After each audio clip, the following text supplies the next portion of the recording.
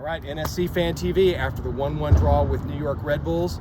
It's Drew, it's Scott. Here we are at the end. Drew, what do we have to say? I have one major thing to say and then one minor thing to say. Okay. I'm going to start with the minor thing. Okay. The minor thing was that they were going for a draw and they took Fabio off, and I was really happy when that happened. So number 9 for them, Frosted Tips, right? He is the one who scored for them in the first minute. While people were still fumbling with their popcorn and their drinks and their cookies. That was me. Everything. That was me. And while you guys were sitting around, he was studying the blade. He went and clinically absolutely put it over Willis. He cut us after up. Stretching Zimmerman wide. Yeah. I don't know what else to say about that. That's a minor point, though. Okay, that's the minor point. What's the major point? The major point is we've got playoffs coming up here, and we don't know what Gary Smith is about to put down, but I think we saw a taste of it today.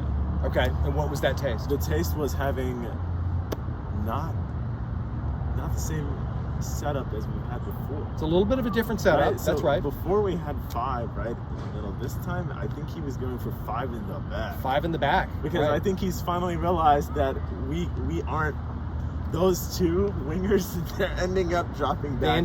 They end up playing a 5 in the back anyhow. So we're just going to line up that way. But the way it was organized, according to all the apps and everything, had Lovitz as left back. Yeah. He wasn't even there. He wasn't there even at a the left winger. back. Yeah. But I don't think he actually lined up that way. No. I think it was more fluid than that. I saw a lot of crowding of the midfield, and I didn't see much usage of the wings for us, dynamically, that is. Right. So I think if it got to the wings, it was slower build-up play.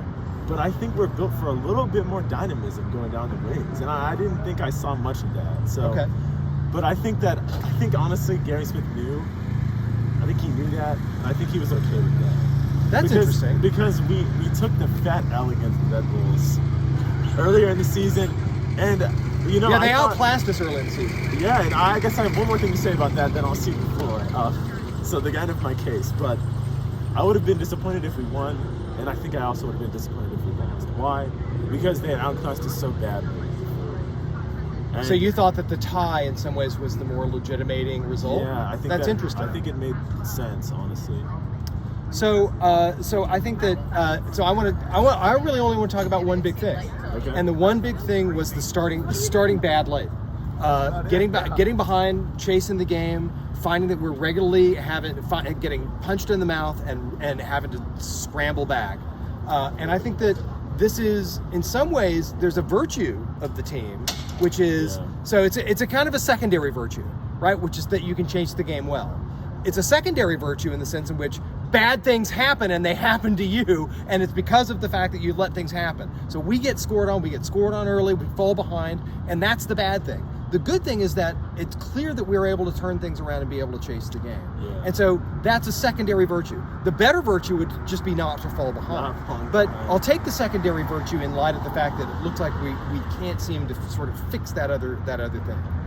The last feature of this was just how ragged the last 10 minutes of that game was. How many chances on both sides? They hit a post. We had 2 or 3 sitters that ended up getting put over.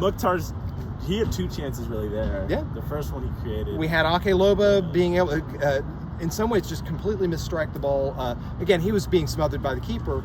But I think that those were just 2 things where it's like, look, I mean, the bad start and the very, very ragged finish was really concerning to me. Yeah. There's a lot to like about this team. And we could go, and we have a lot of things to say that are positive. But the things that are really concerning about it is falling behind late and then this really wacky, ragged finish against a team that is a playoff team, and that's concerning to me. They were playing for, I think, the draw, but I guess part of that's why I would have honestly been disappointed if things hadn't gone this way. Either way, because they just outclassed us so badly that game, and it still just put a bad taste in my mouth. Agreed. Agreed.